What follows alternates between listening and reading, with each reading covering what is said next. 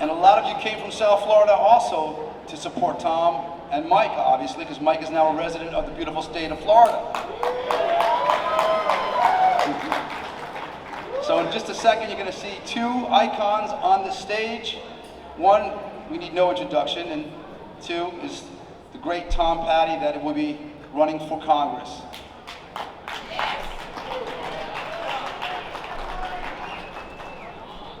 So, it gives me great pleasure to introduce the youngest heavyweight champion in the history of boxing. You may know him from Mike, you may know him from Iron Mike. I know him as a great friend, the one and only Iron Mike Tyson.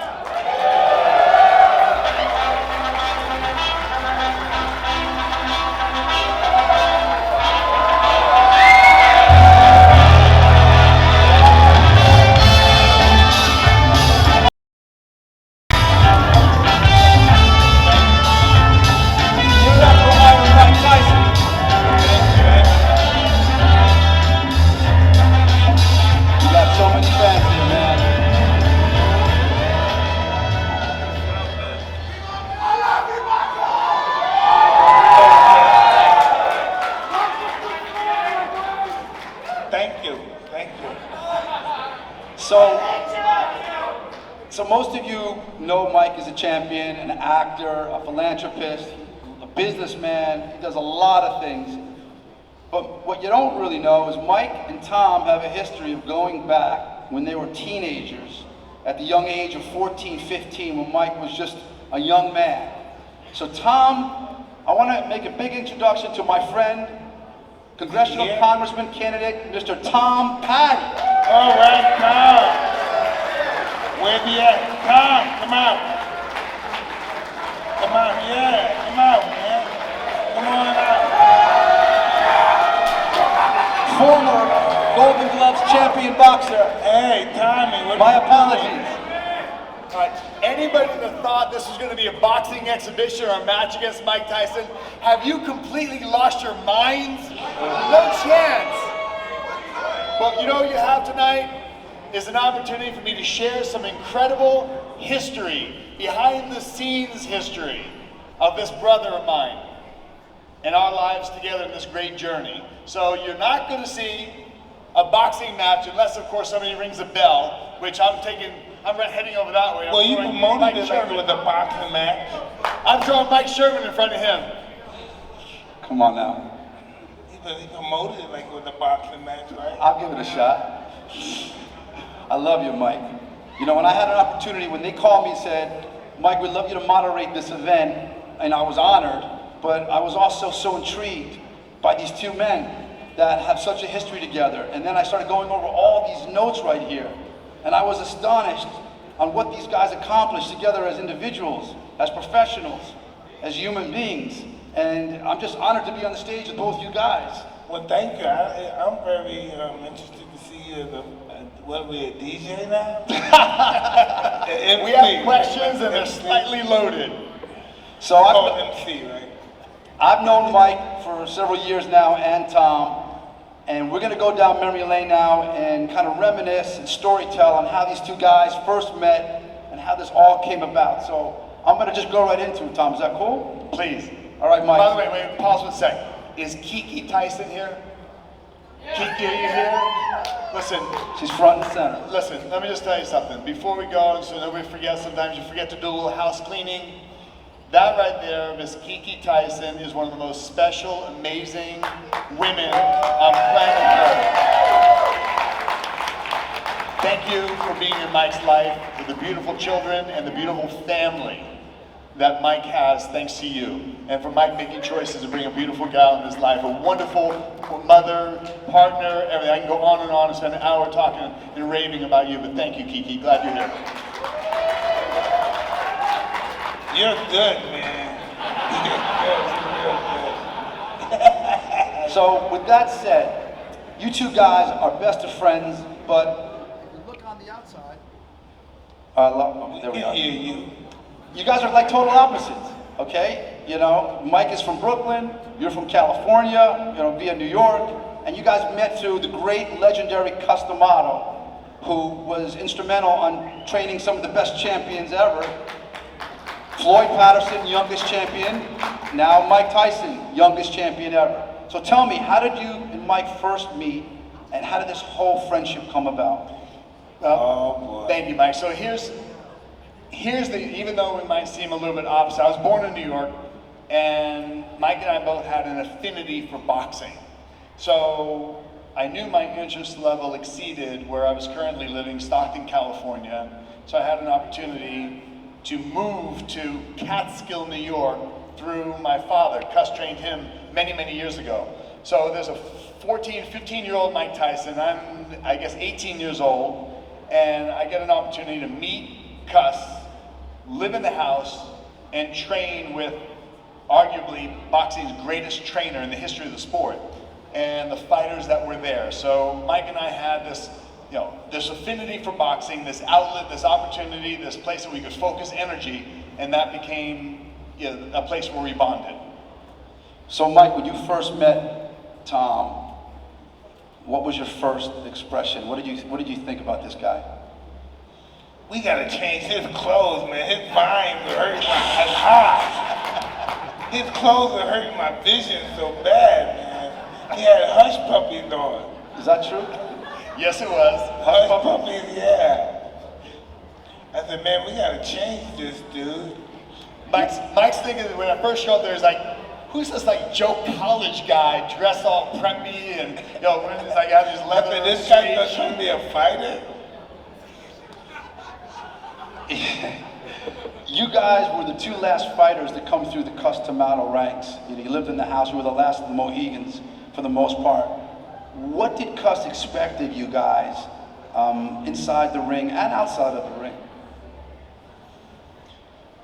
Cus D'amato was a very interesting man, and he didn't have expectations to make you something you weren't.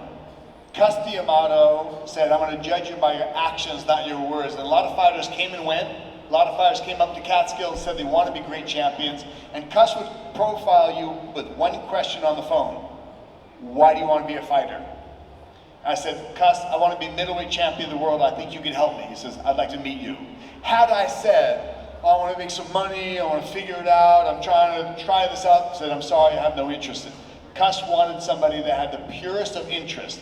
Somebody that money is a reward, but it's not the objective. So if you want somebody that wants to be great, now he's interested. But as I said, Cus would say, I'm going to judge you by your actions, not your words. And so being there wasn't like a set routine, there wasn't anything you had to do, but Cus would watch and monitor what you did do and just see the interest that you displayed. We love you! Yes, we do. Was Cus hard on you, Mike, when you first met him and he had these expectations? Listen, me and Cus know we had a plan. We wanted to be champion, and Cus was very hard on me. But that's just the way he was. He wanted to push you to your furthest limit, and he was doing really a big number on me until Tom came, and then all of that energy turned on Tom. And then I was the new low man on the totem pole. Because I was the lowest man on the totem pole, and he was just giving it to me, Did you guys ever fight against each other? Never, but no, we did do. We fought running at the sparring partner's back. After the guys came in and sparred me, I would beat them up so bad so they would sneak out there in the night, and they would leave all their clothes and money there. So we tell them a story, Tom. You do a better job than me. All right, so listen. We are broke fighters. For amateur boxers, there's no money. I'm washing dishes for 20 bucks a night, 100 bucks a week. I got the cash in the house, right? So we're really broke. So we'd have a sparring partner come along. I'd pick him up from the train station, the airport, whatever it took. I'd drive him. I'm like, so, you ever hear about Mike Tyson? Yeah, I hear about Mike. Mike's tough. I hear he's good. I said, well, you're getting paid like how much to do sparring? I'm getting paid 800 bucks, maybe 1,000 bucks a week. I said, well, we're not getting paid anything. So if you want to hang out for a while and do some training with us, I said, this can go the hard way or it can go the easy way. I'm kind of trying to hint like, you can be here for a long time or not so long, not so short. He's like, no, man, I'm cool, man. I'll be all right. I'm like, I'm trying. So we go in the gym, and I tell Mike, like, so the bell would ring, first day of sparring, whatever it was. The guy would get through maybe 3 rounds, 4 rounds of boxing. So we go back to the house and get them all settled in the room. And by the morning, the guy would climb through the windows of the house. It was all locked down. Cus was all paranoid and everything's locked and bolted. And so the guy would climb through the windows of the house and escape and leave behind his suitcase, his clothing. Now the guy might be a boxer from Philadelphia, right? Where it was like inner city guys. And so Mike and I are eating breakfast in the morning. We hear like, and Cus like, I don't know where he went. I woke up this morning, he's not there. Mike and I are thinking, okay, it's confiscation time. This guy's not here. So we go running upstairs after breakfast. We go running upstairs, open the guy's bags, and all this clothing.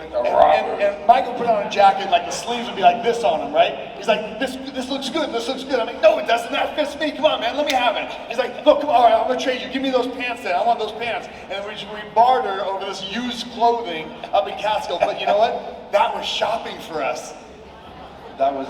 Hey, that was the best time of my life back then. I heard a lot from Tom over the last couple days about different experiences with you, with Tom and Cus. But when you were living in that house with Cus and Camille, when did you realize, when was the turning point in your life when you woke up one day and you said, hey man, I think I could be champion of the world, I can do this? When I was 14 years old, Cus told me this was gonna happen, and I believed him. Just like that? I never doubted myself, never doubted him. My job was to make him happy. Whatever made him happy, he wanted me to be champion, so I wanted to be champion to make him happy. That's amazing.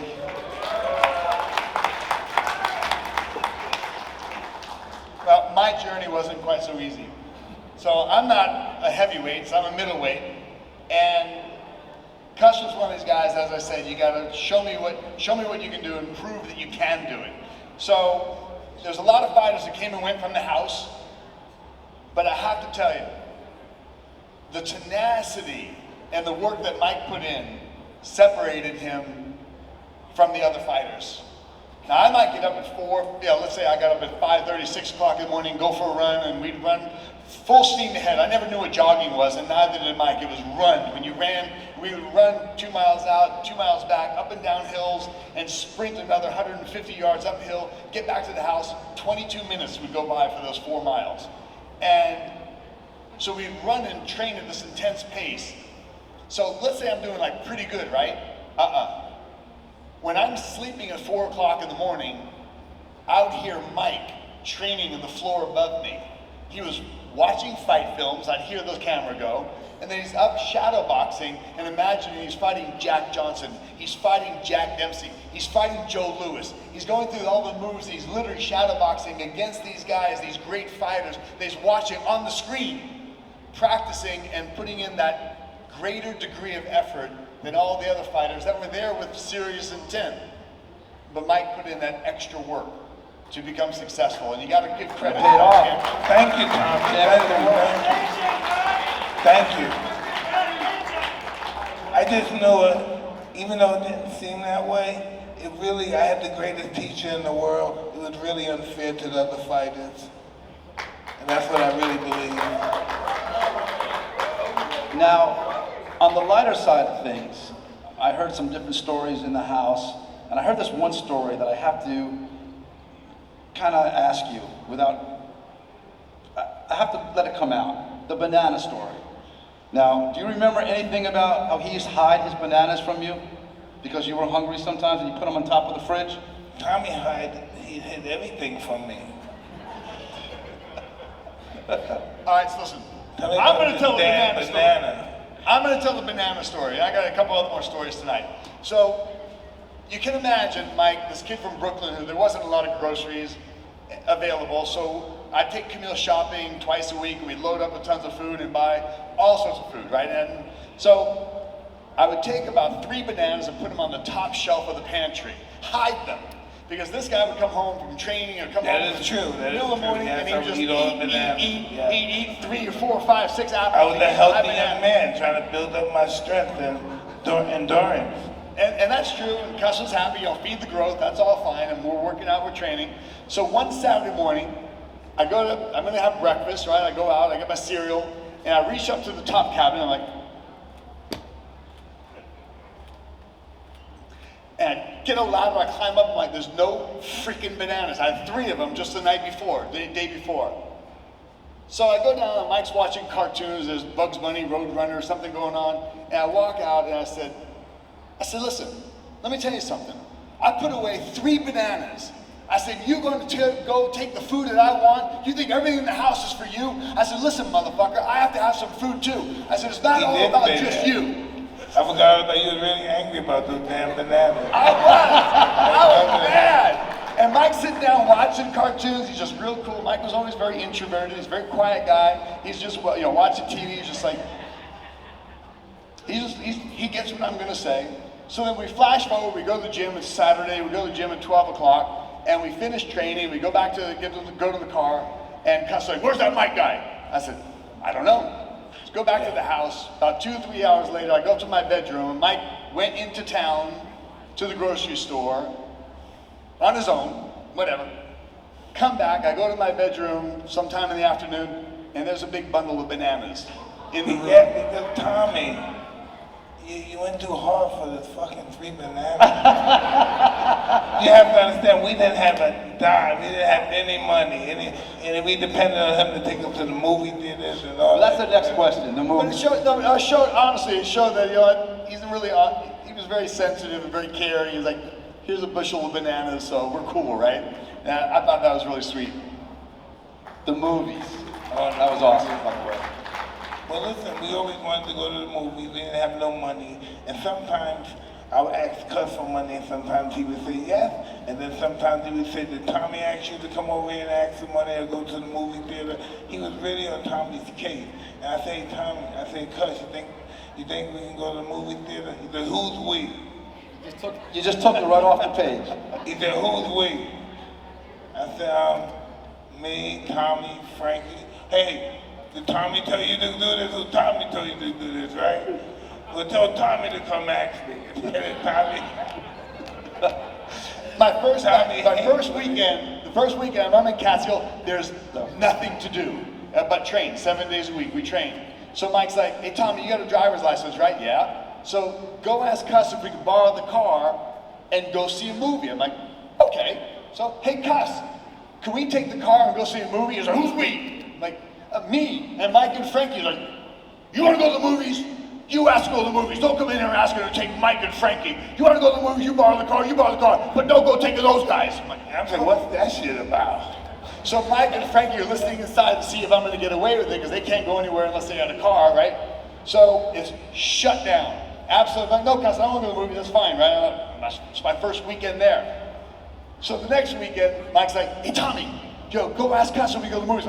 I am not asking Cus to go to the movies because remember, I'm low man on the totem pole now. What Cus would do psychologically, almost like in the military, they break you down, they put you to the breaking point and rebuild you. Build that character. Cus constantly is stressed about a person's character, that person that, in spite of difficulties, challenges, duress, fear, anxieties, no matter what's going on in your life, you rise to the occasion under pressure. And Cus was the pressure. Cus is the one that wanted to just keep drilling and pushing and maximizing the pressure on you to see if he can break you and to help build you, right? So Mike's like, I said, I'm not gonna go ask. I said, you go ask Cus. I'm smart, I've learned 1 week earlier. So Mike will go over and say, hey Cus, can we go to the movie? Who's we? Says, me and Frankie and Tommy. If that Tommy wants to go to the movies, you tell him to come ask me. Don't have him send you over there. I'm like, what did I do? I'm over here innocently in the kitchen waiting, and sure enough, I'm getting in trouble because I'm low man on the totem pole. It's amazing that you guys had like a really normal childhood where you guys went to movies and messed around and just kind of enjoyed life outside of boxing. It wasn't like a regular life. It was like getting your head chopped off asking to go to the movies. So it was just pretty complex, but we took it. You know what I mean? At the end of the day, when he was passing away, me and Tommy was there to take care of him.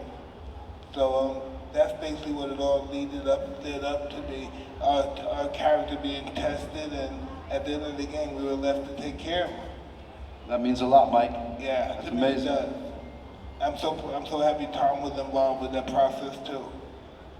which brings up something about Tommy's pedigree. Your dad was a fighter as well, Anthony Paddy. Yes. And he trained also with another heavyweight champion, Floyd Patterson.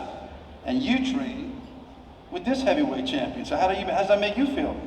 Well, what an amazing parallel. My father, in his young teenage years, has an opportunity to train with Cus D'amato in New York City, Gramercy Gym on 14th Street, between 2nd and 3rd. And my father and Floyd Patterson were stablemates. Floyd becomes the youngest heavyweight champion in the history of boxing. Flash forward 28, 30 years later, Mike and I are training together, and Mike becomes Cus's last champion, and now the youngest heavyweight champion in the history of boxing, a record likely never to be broken. I heard words. Thank you. Thank you. Now let me tell you a funny story about Cus. My father, who trained with Patterson, goes in the military, and he comes back out, and Patterson's now an escalating champion and top-ranked fighter. And my father is not getting any attention in the gym, so he goes to another trainer, and he trains, he turns pro, and he has a half dozen fights or so. Kind of lost interest. There was no real money in boxing back then. So I called Cus on the phone. I said, "Hello, Cus, this is Tom Paddy. Nikki, one of my dad's friends that was in contact with Cus, that asked me to call Cus to stay in the boxing camp." He says, yeah, he goes, "You know your father left me, don't you?" I said, "Well, Cus, yeah, I don't know." He goes, "Well, it doesn't matter. Why do you want to be a champion?" And I, of course, gave the answer, "I want to be middleweight champion." He said, "All right, I want to meet you." But it was like, this guy held a grudge. Being an old school Italian, like some Italians, like they're born for grudges. They love them. And so Cus was one of those guys that he was just one of these hard guys that, you know, that tough veneer. But once you got past that, you became one of his boys.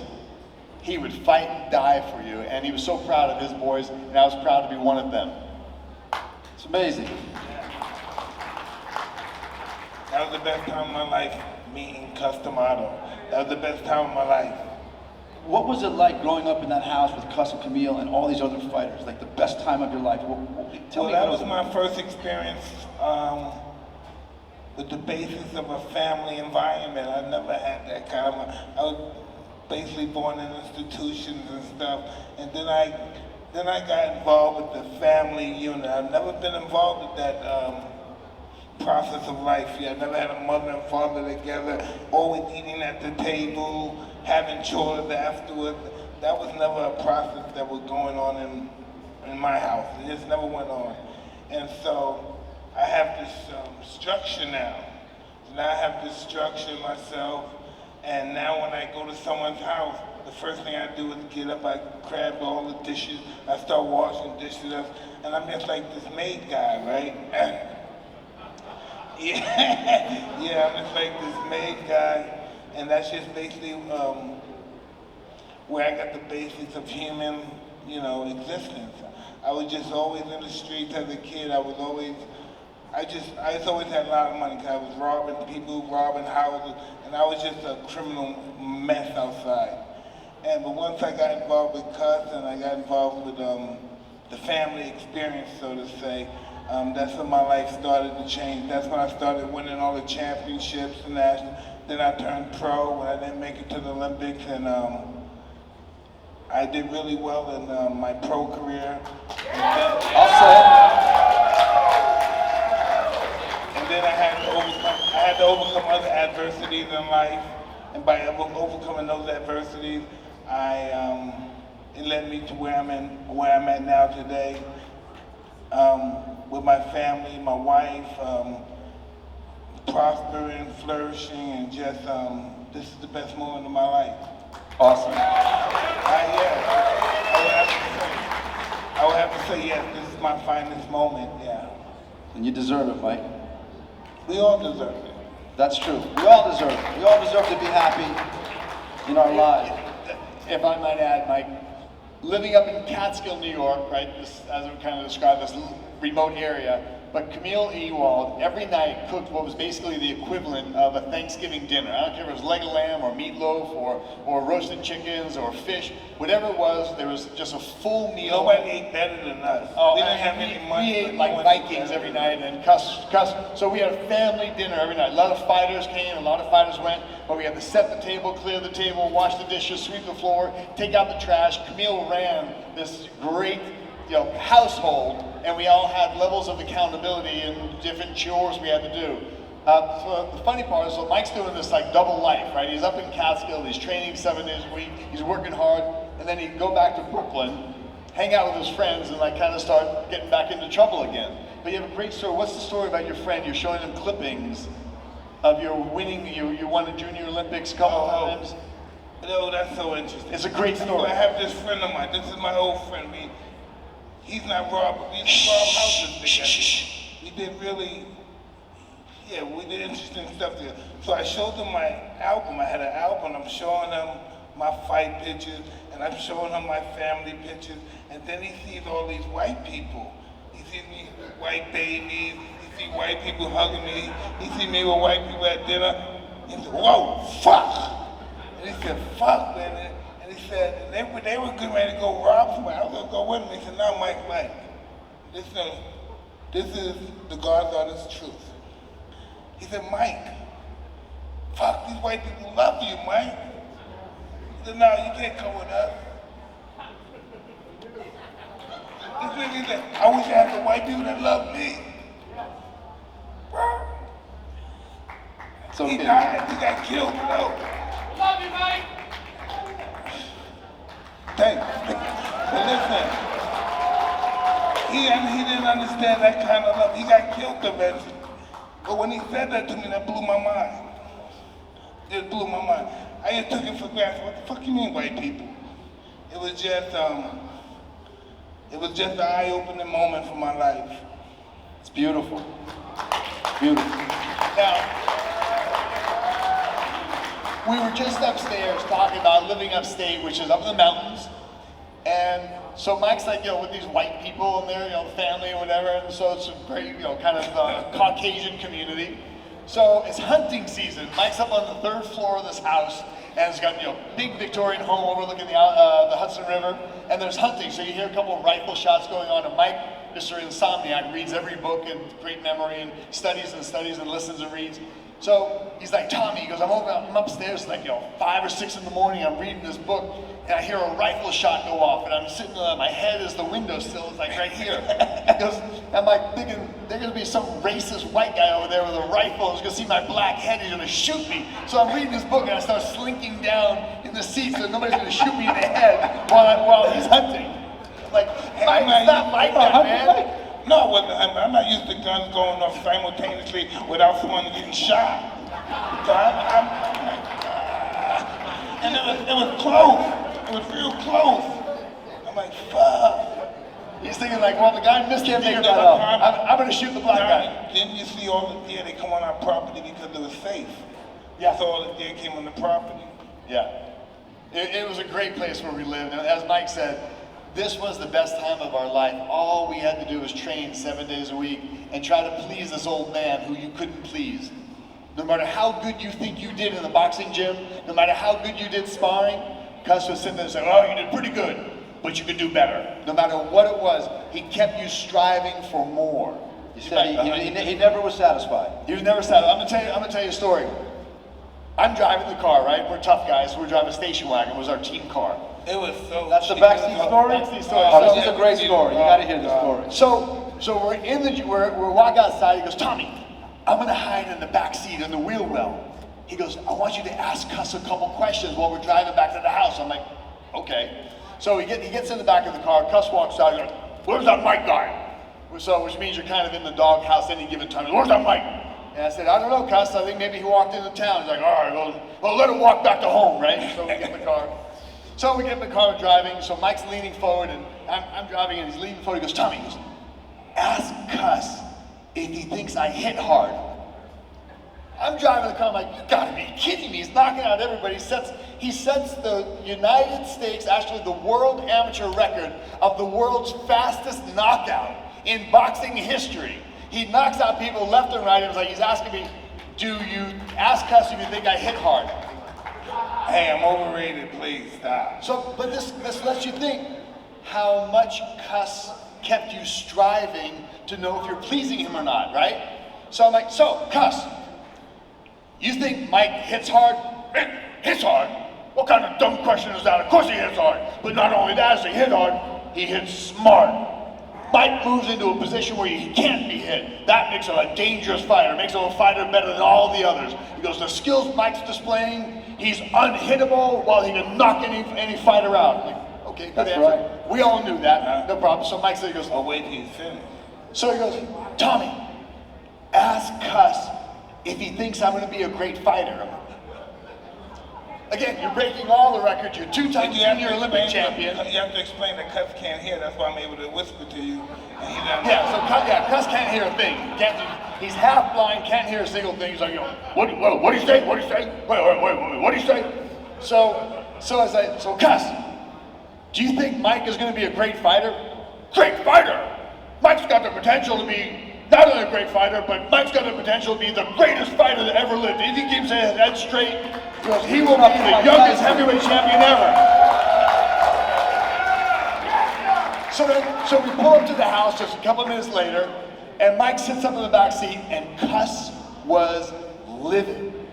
Oh, what the hell did you do? You knew he was in the Cus. Cus, I had no idea. I didn't know where he was. He goes, you knew he was there. That's not funny, because Cus didn't want you to know that you were doing well.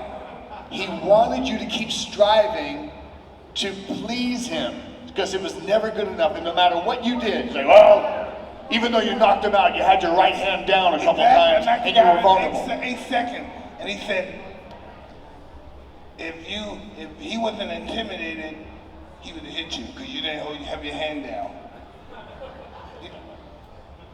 8 seconds, I didn't know what he was talking about. I couldn't say, no way! I said, okay, I'll try better. That's okay, I'll try better next time. Perfection. Nothing but perfection. That's what Cus looked for, and that's what he was creating with Mike and his other fighters. I have to say, I was part of that, but he was looking for perfection in his fighters, that an impenetrable defense and an offense, and they were exciting fighters, not fighters that threw punches and ran around the ring and people would boo. Cus knew that if you excite the fans, they'll pay, and you'll earn money. It's an entertainment sport. So Cus created a style of how to hit, not get hit, but number one rule, entertain the crowd. And that's what we did with Mike Tyson, myself, and the other fighters, was become exciting fighters. I agree. Mike, you wrote a book, Iron Ambition. Yeah. And it says in the book how Cus single-handedly took down the underworld, the organized crime. Listen, Cus doesn't like to use the word he took on the mob. He took under the IBC Right. that was mob affiliated. That's right. So how does a little guy like Cus D'amato, how did he do that? How was that even possible back then? He's just not afraid of anything or anybody. He's not afraid of anything or anybody. It's nothing. He's just, well, he may be, but he never shows. He's just cantankerous old man that's not afraid of anything. Amazing. So what I would say, the underworld controlled the sport of boxing. Pretty much, there was 8